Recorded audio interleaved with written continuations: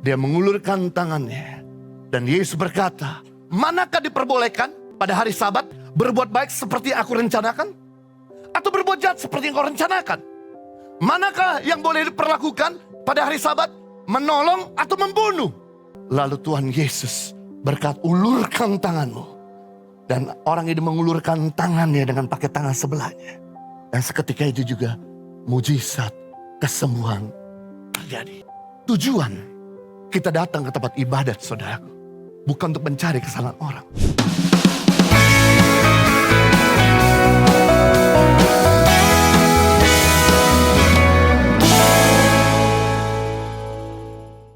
Saya mau bagikan pada kita semua ada 3 prinsip dalam berbuat baik. Yang pertama, dalam mengerjakan yang baik, kadangkala kita harus melewati banyak kritikan. Saudara kekasih dalam Tuhan, seringkali kita dengar, kalau kamu berbuat baik, pasti kamu akan menerima yang baik. Kalau kamu berbuat baik, pasti orang lain juga akan berbuat baik. Tapi saya sebagai hamba Tuhan mau mengatakan, tidak selalu waktu kita berbuat baik, orang itu akan melakukan yang baik kepada kita. Karena kita masih hidup di dunia yang penuh dengan egois, yang penuh dengan iri hati. Jadi hatimu harus siap ketika Anda berbuat baik, namun sebaliknya yang Anda terima. Mari kita lihat firman Tuhan di dalam Markus pasal 3 ayat 1-6.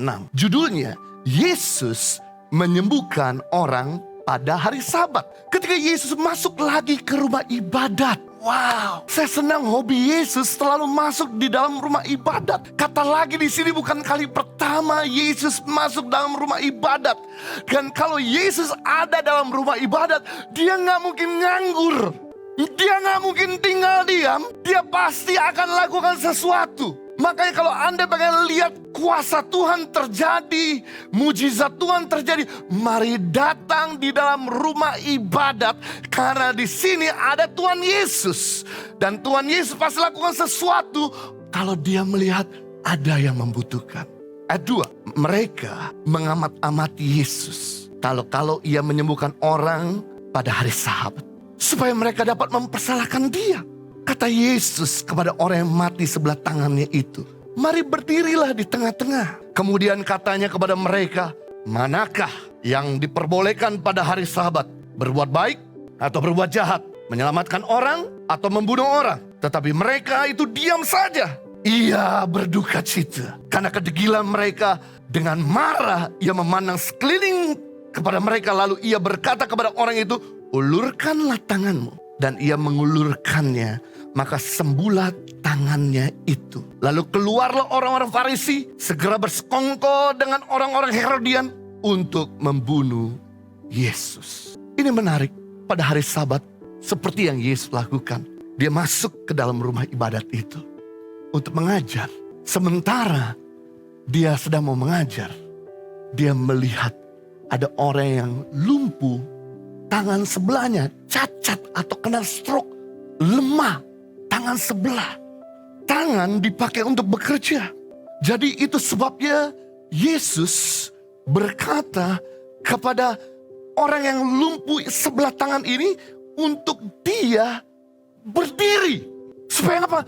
Orang-orang yang sinis, ahli-ahli Farisi, ahli Saduki, dan orang-orang Herodian. Yang aneh begini Bapak Ibu.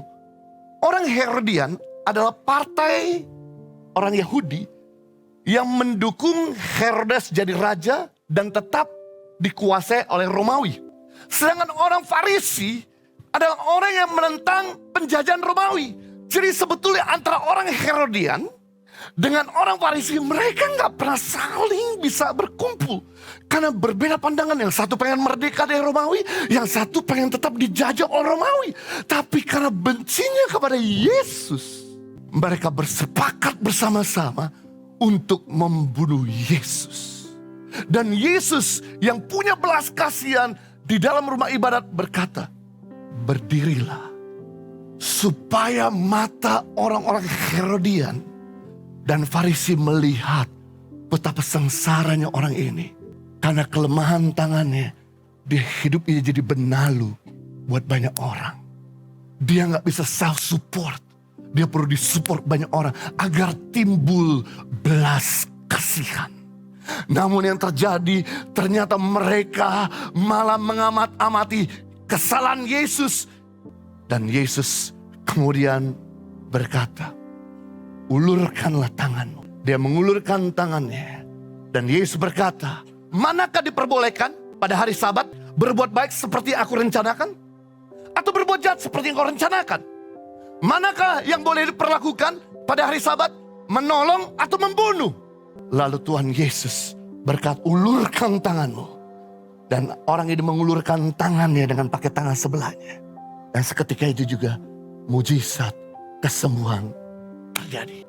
Tujuan kita datang ke tempat ibadat, saudaraku, bukan untuk mencari kesalahan orang. Impact Community Indonesia mengadakan 4 kali ibadah onsite setiap hari Minggu, pukul 9 waktu Indonesia Barat, pukul 11 waktu Indonesia Barat, pukul 13 waktu Indonesia Barat, dan pukul 15 waktu Indonesia Barat di MOI, Mall of Indonesia Kelapa Gading lantai P3. Ibadah pertama hingga ibadah ketiga disertai ibadah anak dan ibadah remaja.